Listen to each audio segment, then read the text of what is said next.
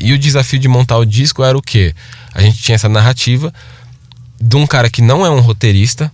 Então eu escrevi esse roteiro, mas eu não sou um roteirista. Então eu escrevi muito inspirado e prestando muita atenção em muitas coisas que eu estava vendo e pedindo dicas para algumas pessoas, assistindo cursos e tal, para tentar entender como funcionava essa dinâmica de escrever um roteiro. Por quê? Porque eu estava fazendo um roteiro no meio de um disco. Então eu não podia simplesmente fazer um audiodrama de 1 hora. Não, eu tenho as músicas. As músicas são o cerne, são a linha de frente da parada. Foi muito desafiador para mim fazer esse trabalho, sabe, de fato, assim. E confiar, né, aquilo, tipo, beleza, agora é colocar na rua e confiar, porque era algo muito diferente de tudo que eu já fiz. Este é o podcast Rádio Disney. O Rashid cada vez mais vem se firmando como um dos nomes fortes do rap nacional. Em seu novo disco, ele fala de um novo desafio com referências e coisas que influenciaram seu trabalho, vindo de diversas vertentes artísticas. Agora Rashid também é pai e isso mudou tudo em sua vida. Ouve só esse bate-papo super legal que tivemos com ele. Rashid, seja muito bem-vindo à Rádio Disney. Obrigado. É um prazer enorme receber você aqui. Prazer é todo meu. Eu queria saber como é que você tá depois de toda essa loucura que a gente passou, né? É recente ainda essa história nossa da pandemia, um momento histórico que a gente infelizmente fez parte dele, né? Sim. E eu queria saber como que isso afetou no seu trabalho, que reflexão que trouxe para sua vida, né? E as influências que te trouxe. A pandemia, né, e a quarentena, o fato de ter que ficar em casa ali durante um tempo e ter essa opção, né? Muita gente não tinha exatamente essa opção de poder ficar em casa.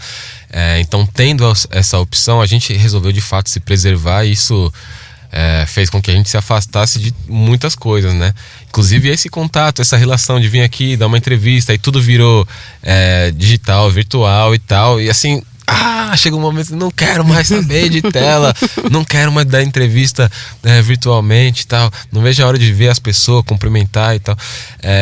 Então isso me afetou de várias formas. A primeira eu sempre fui um cara mais introspectivo, tímido. Eu acho que tímido já não serve mais depois que você sobe no palco e canta pra, sabe, milhares de pessoas. É contraditório, né? Mas introspectivo ainda funciona. Só que aí a pandemia, a quarentena, no caso, me causou esse efeito de eu quero sair pra trocar ideia agora. Eu cansei de ficar aqui, né? Perdi muito tempo sem conversar, agora eu quero sair pra conversar. Eu quero ir dar entrevista, quero falar com as pessoas e tal. E já me causou isso. E também eu saí da pandemia, desse momento de pandemia, praticamente quando tava ali acabando, né? Sem contar essas novas ondas que vêm e vão. Eu tive um filho, né? Então, assim, mudou muito. Ele nasceu durante a pandemia? Nasceu depois, assim, um pouco, né? Nasceu em maio desse ano. Então, assim, quando esfriou, assim, aquela coisa... a gente só estava mais preocupado com as ondas, mas já não estava mais decretada a pandemia. Tinha, né, vacina, fato. Pelo menos, já né? tinha vacina. Aí eu venho para esse novo mundo, né? Com um filho, com um disco embaixo do braço, um filho no outro braço, né? 2 filhos, né? Exatamente. E essa vontade de sair por aí para trocar ideia. Então eu sinto que isso mexeu muito. E o disco, ele foi basicamente trabalhado durante esse período também, né? Eu terminei o disco algumas vezes, inclusive, né? Você vê a confusão que a parada causava. Em novembro de 2020, eu fui pro estúdio mostrar o disco pronto para o Emicida e o Fiote. E nós lá ouvindo uns rap pesado, e nossa, tá da hora, não sei o quê. Depois daquilo eu mudei 60% do disco ainda, sabe? Porque tava aquela inquietação, você não sabia o que fazer, tava trancado também. Então isso, mas eu acho que isso... querendo ou não, o fato de estar em casa acabou fazendo bem, né, para o disco, né? Não que a pandemia não, pelo amor de Deus, aí a pandemia não fez bem para ninguém. E aí, aproveitando que você falou do seu filho, né, queria saber como é que você é como pai, se você é aquele pai babão que gosta de participar, trocar fralda, escolhe a roupa que ele vai usar e tudo mais. Eu sou o babão. Porque era um sonho, né? Tipo, tanto pra minha esposa quanto pra mim, era um sonho, assim, a gente se tornar pais, assim, né? Ter o nosso bebezinho ali pra poder cuidar. Faz tempo que a gente divide muito e a gente realizou muitos sonhos juntos, e eu acho que esse era a cereja do bolo, realmente, sabe? Então, é um bebê que foi muito Foi muito desejado, então ele chegou muito amado, assim, pela família toda e tal. E eu sou esse pai, assim, né? Que fui ali num evento, ali fui na CCXP e comprei a roupa pra ele e comprei uma pra mim igual, assim, né? Falei, já vou comprar uma camiseta pra mim que combina com a roupa do bebê, entendeu? Pra gente sair igual. Eu sou esse tipo de pai e quero ser, eu acho que o pai parça, sabe? Claro, depois a gente vai aprendendo os limites e essas coisas, né? Você não pode ser só o amigo, você tem que estar no lugar de pai. Mas eu quero ser esse camarada também, porque eu sempre adorei de criança e agora é a minha criança, né? A minha vez, né? De dar atenção, educação, carinho e tudo mais, sabe? Então tô adorando essa fase. O nome dele é Cairo. Isso, Cairo. E o que o Cairo mudou em você e no seu trabalho? Tudo, acho que o fato de ter um filho muda a perspectiva em relação às coisas, ao mundo, ao trabalho, ao dinheiro, como você lida com o seu dinheiro, como você lida com o seu tempo, né? Eu vi o Jay-Z dando uma entrevista, Jay-Z é uma das minhas maiores referências artísticas, e eu vi ele dando uma entrevista falando sobre os filhos dele, ele falando que depois que ele teve filhos, ele começou a repensar todas as saídas de casa dele. Porque a partir do momento que ele não estava em casa, ele estava perdendo alguma coisa, alguma evolução dos filhos dele, né? Então assim, você se afasta de um momento de desenvolvimento pleno de uma pessoa que você ama demais. Então você passa a repensar isso também. E eu tô nessa fase. Eu não quero sair de casa à toa, eu fico lá. Às vezes a criança dá trabalho também, não é só romantização, não é só na fase boa. A criança dá trabalho, você fica cansado e tal, não sei o que, aí você tá extenuado, descabelado, que a criança não para, engatinha a casa inteira, você fica correndo igual um doido. Aí chega no fim do dia, você olha assim e fala, caramba, é da hora, né? É um negócio da hora ter um filho, assim, é absurdo. Então, assim, eu passei a repensar tudo. Inclusive, acho que certas coisas musicais, assim, elas acabam mudando porque você passa a consumir determinados conteúdos que são infantis ou que estão relacionados ali ou que tem aquela vibe. Então quando eu tô com meu filho no carro, eu não coloco um sonzão altão pra ouvir, não sei o que. Não, eu coloco um Bob Marley na moralzinha, baixinho, quando eu não quero ouvir a música de criança. Eu coloco um Gilberto Gil na moralzinha e tal. Então essas coisas também vão afetando até a sua forma de olhar pra sua arte, sabe? Sim. E vai virando influência pra ele também, né? Ouvindo desde pequenininho, você já vai introduzindo, né? Entendeu? Aí o moleque chega na escola já, não, eu tava ouvindo um Bob Marley com meu pai, ouvindo um Gilberto Gil, ouvindo uma Gal Costa. Gal Costa, descanse em paz, um beijo. Maravilhoso. E agora vamos falar do seu outro filho, do seu álbum O Movimento Rápido dos Olhos, né? Que é um trabalho cheio de conceitos, cheio de referências. E eu queria saber como é que esse projeto nasceu e de onde que vieram as primeiras ideias. Tá. Como eu falei, né? Nasceu durante a pandemia, num momento que estava um pouco perdido. Fiz muita música durante um tempo, muita música que eu achei que nunca fosse ver a luz do dia. Achei que elas todas iam ficar na gaveta, porque eu estava fazendo música porque eu precisava fazer alguma coisa, né? E aí algumas dessas músicas começaram a se tornar um esqueleto daquele comecinho do disco. E aí a possibilidade de ter essa coisa do audiodrama, da narrativa, esse conceito, né, que a gente tem, começou a crescer a partir do momento que eu assisti uma série e vi que nos créditos da série, na coisa do sound design, tava um parceiro meu de pelo menos uns 10, 12 anos de caminhada, que é o Fábio Rataka, que é a pessoa que co-dirigiu comigo o audiodrama e é responsável pelo sound design do audiodrama, do disco, os foleys e tudo mais. Eu vi ali, eu falei, cara, esse é meu parceiro, isso aí, como assim? Liguei pra ele e tal, e a gente ficou nessa ideia, e eu já tinha essa vontade de trazer uma história pro disco, e aí eu fui desenvolver. Confesso que no início de tudo, a minha ideia era fazer uma espécie de um EP que fosse inspirado na história do Wolverine. Uhum. E assim, daqui a pouco, mas aí quando você pensa uma coisa, quando você encosta o lápis no papel em branco, e as coisas começam a sair para outro lado. E aí a ideia foi crescendo, foi virando outra coisa, virou uma coisa nova completamente, e as músicas foram chegando e tudo mais. Então assim, essa foi a semente. Mas porque eu queria fazer algo diferente, era para ser uma coisa meio selvagem, por isso que seria inspirado no Wolverine. Mas acabou indo para um lugar completamente diferente, e aí a narrativa enriqueceu demais, aí as músicas foram nascendo, foram crescendo, foram se tornando cenas, né, desse audiodrama, cenas desse filme que a gente fez do cinema para os ouvidos. Enfim, e aí cresceu demais, assim, pra ideia que era inicialmente, entendeu? E aí, muito referenciado em muitas coisas, tipo, Bacurau foi uma grande inspiração. Mas o livro de Eli, ou até The Walking Dead, né? Eu sei que muita gente depois pegou, mas é legal. Sei lá, tem uma HQ chamada O Preço da Desonra, me inspirou muito. Tem um jogo chamado Ghost of Tsushima, me inspirou demais. Os discos de um grupo de rap chamado Wu-Tang Clan, né? Tem um disco específico chamado 36 Chambers. O Wu-Tang Clan é tipo o clássico absoluto do rap mundial, e eles sempre usaram cortes de filmes de Kung Fu nos discos dele. Então você tá ouvindo um rap lá, de repente tem um e eu falei, isso é incrível como os caras colocavam essa influência deles nos anos 90, onde ainda era tudo muito fechado, muita gente com a cabeça fechada para certas coisas. E eu falei, eu tô em 2020 e poucos, por que eu não coloco essas minhas influências de cultura samurai, que sempre adorei esse tipo de coisa, nos meus discos? Então Sim. Isso foi também foi um incentivo interno meu, assim, pra colocar isso pra fora.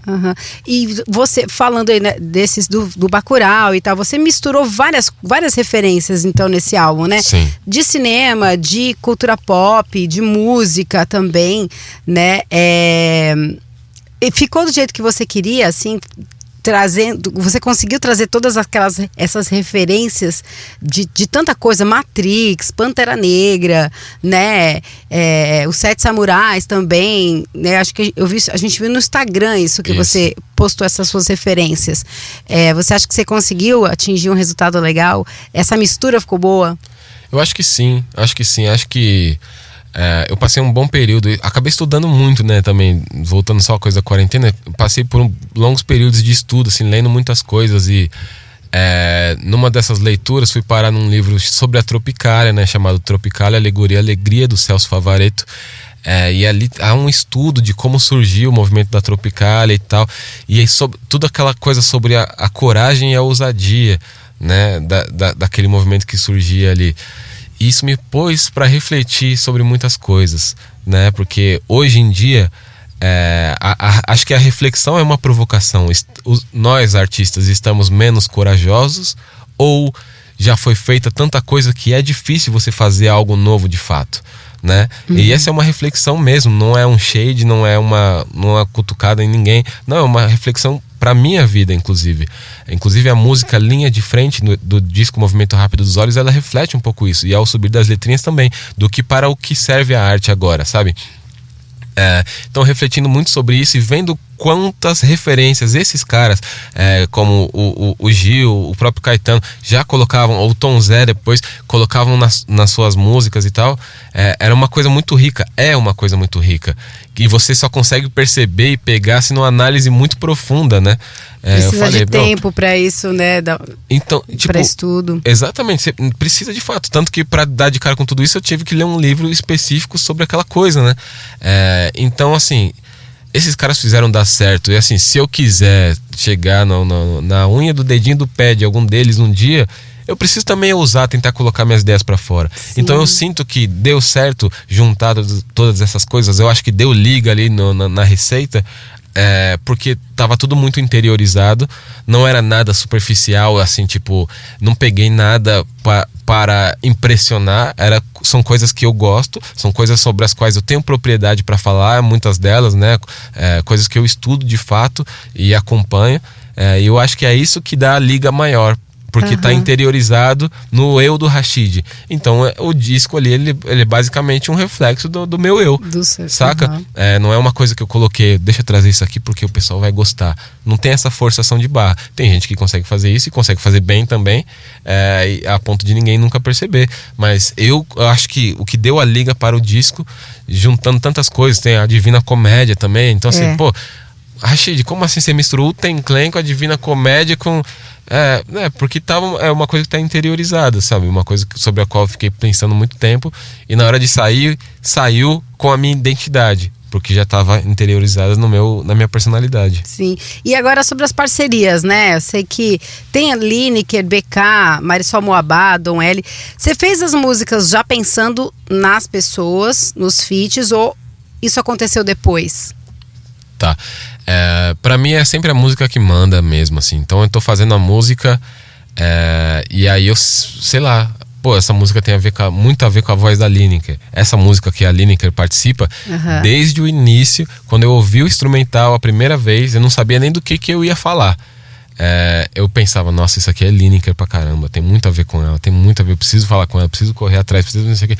E aí que bom que deu certo, que muitas vezes não dá certo, né? Também, assim, às vezes as músicas acabam ou morrendo na gaveta, ou você tem que mudar o plano, fazer outra coisa, mas eu sempre pelo menos tento deixar com que a música peça a pessoa, né? Então aí eu acho que tem o BK e a Marisol, pô, essa música tem muito a ver com a voz dessas pessoas, de certa forma eu preciso visualizar ali, sabe?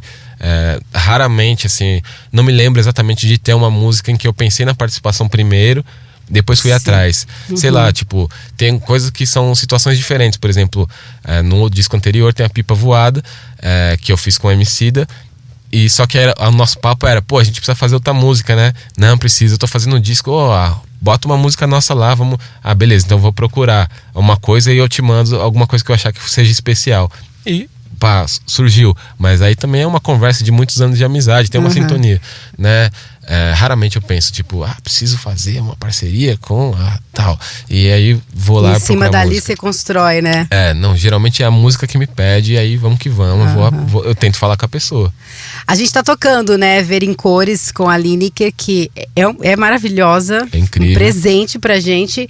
E aí eu queria que você falasse especificamente dessa música, da composição dela, como que rolou. Primeiro, obrigado, né, vocês aqui já por tocar, sempre fortalecendo, assim, demais mesmo. Obrigado sempre pelo carinho com o Rashid, né, e tal. E o Rashid não sou só eu, tem muita gente envolvida para fazer o Rashid acontecer. Então a gente reconhece de fato esse carinho que vocês têm pela gente. Essa música, ela representa no disco um amanhecer, de fato.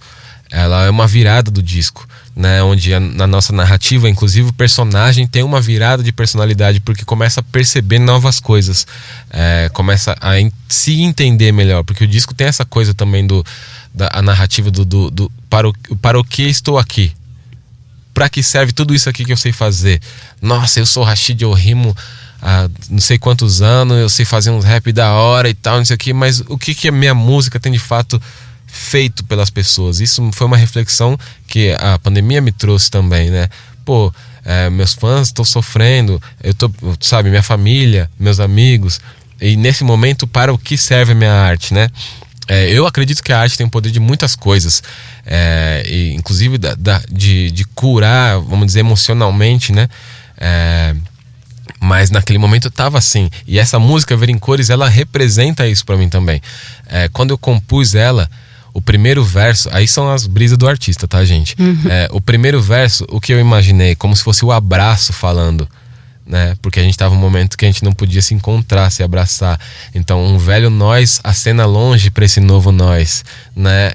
Porque são os abraços, assim, tipo, pô, a gente não tamo mais aí. E o segundo verso, ele é escrito da perspectiva do encontro também, né? Então é o abraço e o encontro, duas coisas que estavam tão longe, e o encontro falando, pô, eu quero te ver pra te levar na lembrança e não no print, porque essa solidão é tão 2020, né? Então essa foi meio que a minha viagem em torno da música, e essa coisa de caber no amor, porque, cara, eu tenho muitas músicas que falam sobre amor também, e eu acho que essa música, ela traz um amor no sentido mais amplo que eu já escrevi na minha carreira, sabe? Porque a gente tá falando de um amor como um guarda-chuva que engloba todo mundo, sabe? É o abraço e é o encontro. Então é o amor romântico, é o amor... O clipe também traduz isso, né? O amor entre família, mãe e filho, saca? É o amor entre familiares, o amor entre amigos, o amor entre artista e fãs e artista. Um amor que a gente ficou tão saudoso, né? Nessa época da pandemia, né? Exato. Porque como foi gostoso as primeiras vezes que a gente pôde encontrar um monte de gente, assim. Primeira festa que você foi, assim, ao mesmo tempo que tem aquela sensação, nossa, é uma festa isso que está acontecendo, mas como foi gostoso reencontrar as pessoas. Então essa música, ela tem muito isso, e tem também ali dentro dela uma homenagem ao Cassiano, que infelizmente também nos deixou nesse período, e tem uma homenagem a ele, porque eu sentia que aquela música também tinha uma coisa de Cassiano, e no final do primeiro verso eu faço algumas rimas usando nomes das músicas do Cassiano, né? Como que é? a onda tá em volta dos meus, aumentando minha coleção de conversas com Deus, com a beleza de a lua e eu saia dessa fossa por nós, para fazer ser primavera toda vez que eu ouvir sua voz, né? Então eu quis fazer essa homenagem ao Cassiano, e depois aquele especial que a Lineker faz no final, que é incrível. Também é bastante inspirado numa energia da música do Cassiano, aquele desculpa aí a ousadia de tentar fazer mas enfim, né, é uma música que tem essa de uma forma subjetiva uma homenagem ao mestre Cassiano. Certo. E tem uma imagem lá uma imagem não, né? Acho que era no lançamento do disco Movimento Rápido dos Olhos no Instagram, que você estava vestido de samurai. Sim. Ficou lindo, inclusive. E eu vi que aquela roupa foi toda construída com materiais recolhidos da beira da estrada, material Sim. reciclável, né? Sim. E aí eu queria que você falasse um pouco sobre essa ideia. Tá, porque como essa ideia da narrativa do disco, ela envolve uma coisa que é um futuro não muito distante, mas distópico, onde a sociedade deixou de dar certo como funciona, e as pessoas tiveram que ir para as regiões de interior para tentar a vida, formar novas vilas, formar suas comunas e tal, e não sei o quê. E aí começou a haver uma escassez de recursos, né? Uhum. E ali dentro dessas vilas, alguns grupos foram formados para defender cada vila do que seriam os ataques do vilão da nossa história, que é o patriarca, que vai ali cobrar imposto e atacar as vilas e pegar o que as pessoas têm. E quando esses grupos foram formados, naturalmente as pessoas já colocaram o nome deles. Esses são os samurais, né? Porque esses são os caras que estão defendendo nós. Então não é uma coisa de samurai oriental. Por isso que eu sempre quando eu vou falar, eu falo que é uma mistura de uma coisa como se visualizasse um filme do Akira Kurosawa, mas no cenário de Bacurau, porque é uma parada nossa, é uma parada aqui. E aí, essa ideia desse figurino é justamente por isso, porque os uniformes ou as armaduras dessas pessoas foram justamente pela escassez de recursos, foram construídas com coisas que eram encontradas ali. Então, peça de carro, borracha de pneu, palha de cadeira, e palha trançada, e tudo foi usado para fazer uma roupa ali que, beleza, agora eu sei, esse cara aqui pertence àquele grupo ali que tá aqui defendendo nosso pessoal, nosso povoado e tal. Então a ideia partiu muito dali, e a construção desse figurino foi da Ana Weiner, que assim, arregaçou, fez um trabalho incrível. É uma roupa incrível, ficou aquela parada ali. Ficou lindo mesmo. Ficou demais, assim, sem palavras, assim, porque quando a gente começou a imaginar e pensar naquele negócio ali, nunca me passou pela cabeça que fosse ficar tão incrível, porque de fato tem uma verdade ali, né? Ele transmite essa coisa, como você falou, ele transmite uma coisa de que, uma escassez, uma coisa que foi feita, teve que ser feita meio na gambiarra, sabe? Sim. E por que eu queria saber do nome do disco, do álbum, O Movimento Rápido dos Olhos. Movimento Rápido dos Olhos. Movimento Rápido dos Olhos é a tradução literal da sigla REM, né, em inglês, que é Rapid Eye Movement. Acredito que seja por isso o nome da banda, inclusive, né? Mas é por causa do sono REM, né? Que é a fase do sono, onde a gente tem os sonhos mais vívidos. Sim. Então é uma fase do sono que dura entre 15 e 20 minutos. O sono é mais leve, mas ao contrário do que a gente imagina, é nessa fase que a gente tem os sonhos mais profundos, os sonhos mais trabalhados, aquelas loucuras que você acorda e tipo, meu Deus. E às vezes a gente acorda de um sonho e tava da hora, a gente tenta voltar, né? Não, peraí, deixa eu dormir de novo, deixa eu ver se eu consigo voltar. Essa fase é o sono REM. E o disco todo tem essa coisa toda, mas o disco no seu conjunto, ele é um sonho, né? É um sonho de um cara que tá voltando do trampo, né? Isso ele é revelado no final. Acho que não. Bom, enfim, né? Não tem problema dar esse spoiler, porque a gente não tá falando de um filme exatamente, a gente tá falando de um disco. Mas o disco, ele é um sonho, né? Então esse nome, para mim, ele é muito sugestivo, porque ele se refere ao lance do sono, mas a coisa do movimento rápido dos olhos, ela parece sugerir algo que tem a ver com samurai, com luta, com alguma coisa, um golpe, não sei, pelo menos pra mim isso, né? Então tem essa correlação aí. Sim. E a gente viu uma declaração que você disse, que palavras suas, né? Possivelmente o meu maior desafio artístico feito durante um dos momentos mais desafiadores da minha e das nossas vidas. E aí eu queria saber em que sentido que foi desafiador para você. Tá. Foi, primeiro, né? Era esse momento de pandemia, quarentena, né? Então esse era o nosso momento, onde eu tava me preparando para ser pai, e tentando, né? O que a gente vai fazer, né? Porque o Rashid fez muitas coisas, né? Durante esse período, né? Eu virei streamer, fiz apresentador, comentarista de esportes e tal. Eu tive muitas experiências incríveis, inclusive que me fizeram me apaixonar ainda mais pelo lance da oratória, né? Eu sempre fui apaixonado pela palavra, e aí a partir disso também eu comecei a ficar apaixonado pela coisa da fala, de estar nos lugares falando. Opa, me leva aí que eu quero trocar uma ideia, sabe? E o desafio de montar o disco era o quê? A gente tinha essa narrativa de um cara que não é um roteirista. Então eu escrevi esse roteiro, mas eu não sou um roteirista. Então eu escrevi muito inspirado e prestando muita atenção em muitas coisas que eu estava vendo e pedindo dicas para algumas pessoas, assistindo cursos e tal, para tentar entender como funcionava essa dinâmica de escrever um roteiro. Por quê? Porque eu estava fazendo um roteiro no meio de um disco. Então eu não podia simplesmente fazer um audiodrama de 1 hora.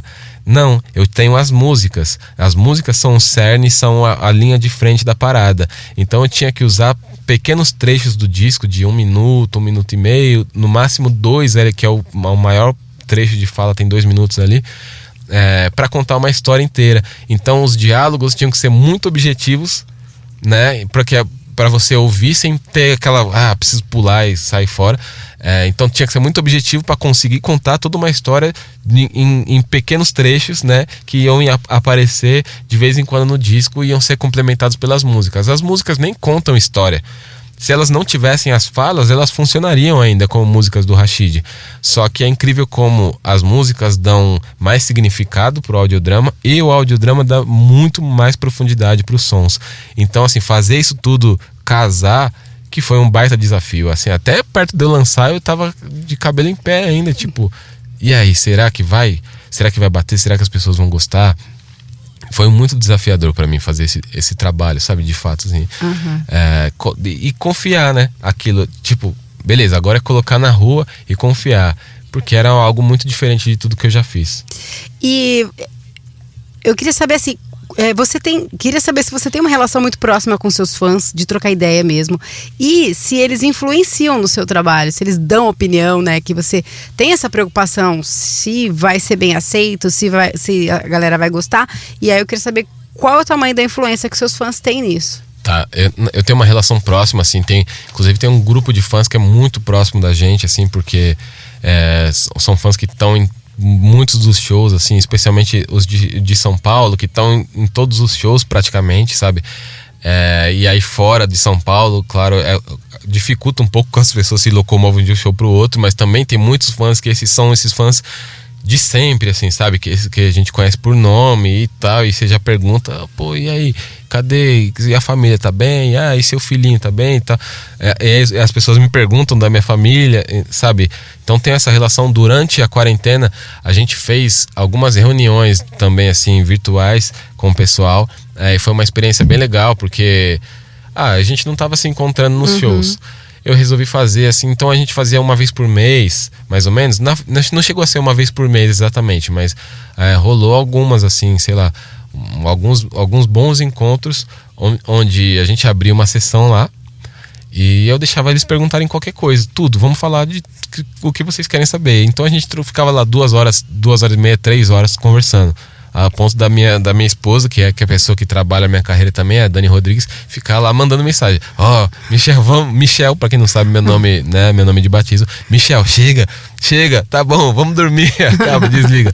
Essa experiência foi muito boa. E aí, tanto que no lançamento do disco, Movimento Rápido dos Olhos, eu fiz uma coletiva de imprensa com os fãs, né? A gente fez uma audição, onde eles tiveram essa oportunidade de ouvir o disco em primeira mão.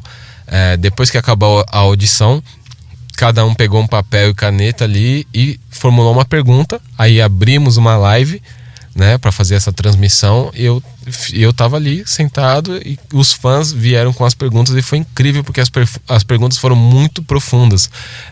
Então acho que assim, pra quem assistiu foi uma experiência da hora, porque talvez as pessoas imaginavam que são os fãs, né? Vão ter perguntas bobinhas. Nada, foi muito profundo porque eram os fãs que me conhecem desde sempre. Que acompanham a sua evolução, seu trabalho, né? Exatamente. Então eles sabiam muito bem o que perguntar. Então essa conversa foi incrível. Então assim, esse é o meu nível de relação com os fãs. E quando eu vou fazer um trabalho novo, eu sempre penso muito na base de fãs. Não tem jeito. A gente sempre quer chegar em mais pessoas, em pessoas novas, em tudo mais. Mas eu acho que uma coisa que a gente não pode se desligar é dessa base de fãs que tá com a gente desde sempre. E eu acho que os grandes artistas que a gente tem no mundo são os artistas justamente que valorizaram muito sua base de fãs. Trabalharam por eles, para eles, e a partir deles cresceram, né? Foram expandindo e ganhando novos fãs e aumentando inclusive essa base, sabe? Então eu valorizo demais. Num trabalho anterior nosso, inclusive, que a gente lançou música por música, né? Um trabalho que é de 2018, a gente foi acompanhando esse feedback inclusive dos fãs, porque a ideia era lançar música por música para chegar num ponto e transformar num disco.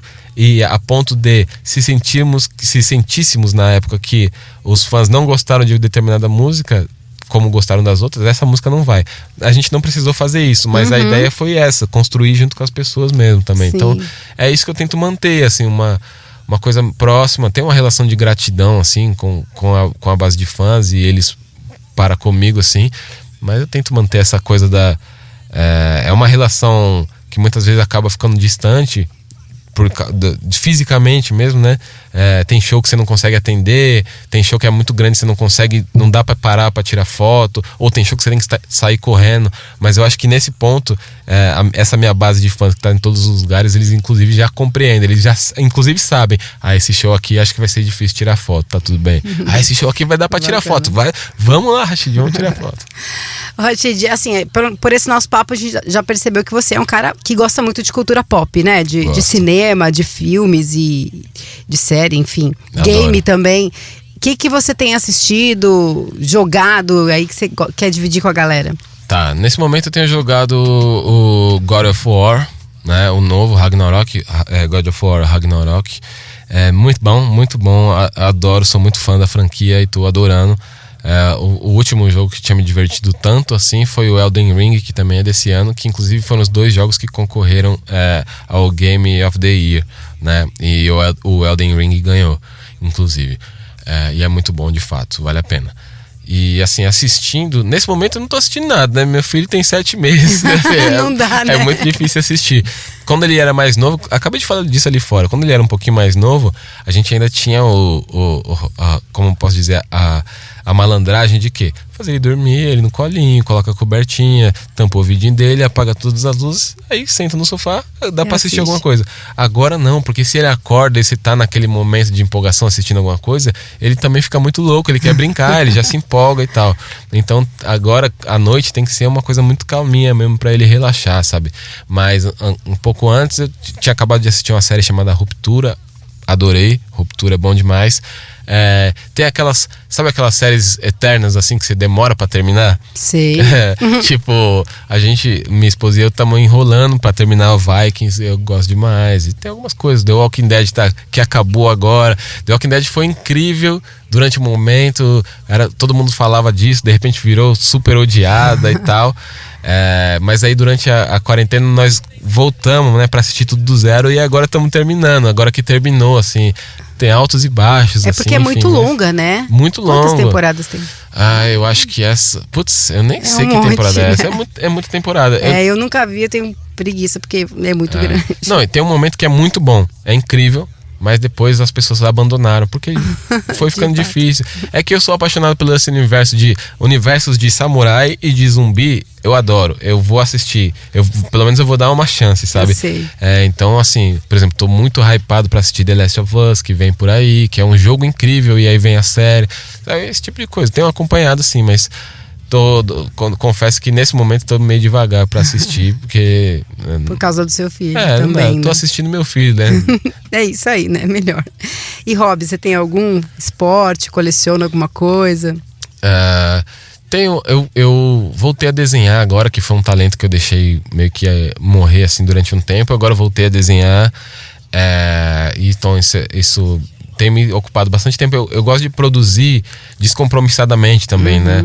Então eu costumo brincar que eu faço música para trabalhar, para me divertir, eu faço música também. Porque quando eu vou lá, produzo, ligo meus equipamentos, eu não tô fazendo música para mim. Eu tô experimentando. Então eu adoro ficar ali, ligar meu MPC e ficar lá fazendo minhas batidas e tal, sampleando coisas, procurando coisas novas, aprendendo a tocar, estudando música e tal, conhecendo música nova. Acho que esses são as principais coisas que eu faço. Faz um tempo que eu ia falar, eu corro, mas eu tô sem vergonha, faz tempo que eu não tô correndo.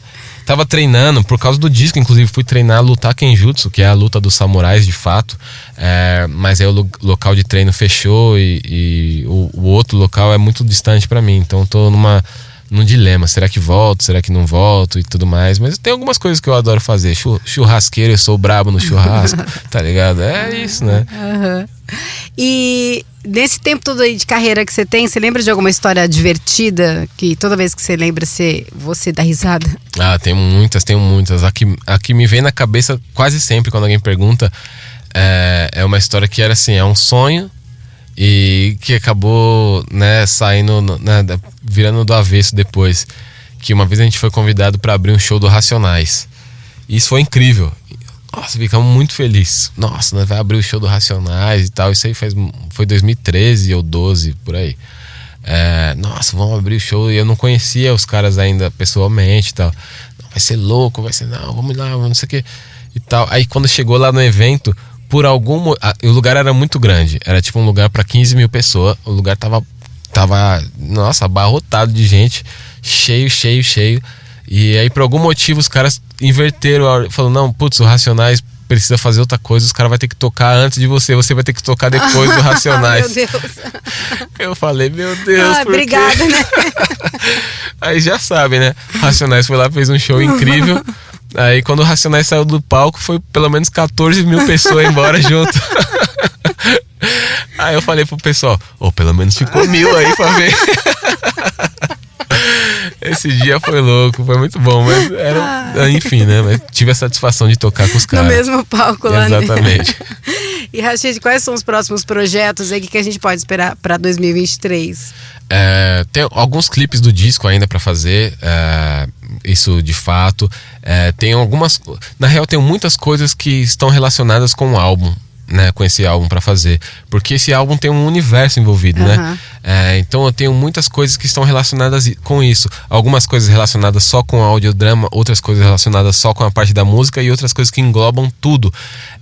Mas tem, eu acho que o que eu posso falar de concreto, a gente tem os clipes, eu tenho uma vontade muito grande de fazer uma versão deluxe desse disco, né? Porque ficaram algumas músicas de fora, então tem algumas músicas que eu gostaria de incluir numa nova versão do álbum. Vamos ver, eu acredito que isso aconteça, assim, mas isso são as coisas concretas. Mas tem muitos outros projetos que eu quero trazer para aumentar essa experiência, movimento rápido dos olhos para as pessoas, sabe? Sim. Para que as pessoas entendam mais e tenham a oportunidade de conhecer um pouco mais dos personagens, conhecer um pouco mais das ideias, dos feats por trás das suas participações nas minhas músicas e tal. Enfim, algumas coisinhas que eu quero fazer. Pro ano que vem eu quero trabalhar bastante nisso. Tem um projeto literário que tá sendo finalizado também, acho que isso vai ser um momento muito especial. E tem, no ano que vem, um trabalho muito especial meu vai completar 10 anos, né? Que é uma mixtape chamada Confundindo Sábios, que foi um marco na minha carreira, assim, para os meus fãs e tal, um clássico da carreira do Rashid. Então eu quero fazer algo muito especial para isso também, mas isso aí é só lá pro final do ano, porque é de setembro, é só o segundo semestre e tal. Mas eu quero fazer algo, sabe? Já estamos levantando planejamentos, eu não vou entregar aqui, mas mas a gente vai fazer algo muito especial para isso também, porque eu acho que merece. É um trabalho que virou a chave, virou a mesa, literalmente, né? Porque tem uma música chamada Virando a Mesa ali nesse trabalho, mas é um trabalho que virou a mesa pro Rashid, assim. E se hoje te perguntarem, né, pra gente fechar, se hoje te perguntarem quem é o Rashid, o que você responde? Pai do Cairo. Eu vou responder, acho que vai ser a primeira coisa. Pai do Cairo, e rapper nas horas vagas. Maravilhoso. Rashid, muito obrigada por esse papo, foi incrível. Obrigado. Quero que você saiba que as portas aqui da Rádio Disney estão sempre abertas para você e a gente deseja todo sucesso do mundo, que você merece demais. Obrigado sempre pelo carinho, já falei, falo de novo, obrigado pelo carinho, pelo respeito. Valeu sempre, Rádio Disney também. Tamo junto, sempre que precisar, quando eu estiver passando aí na rua, vou dar um pulinho aqui pra trocar ideia. Isso, pode subir. Tamo junto. Tamo junto. Pra sentir a luz do sol e despertar, ver em cores outra vez, sentir a brisa.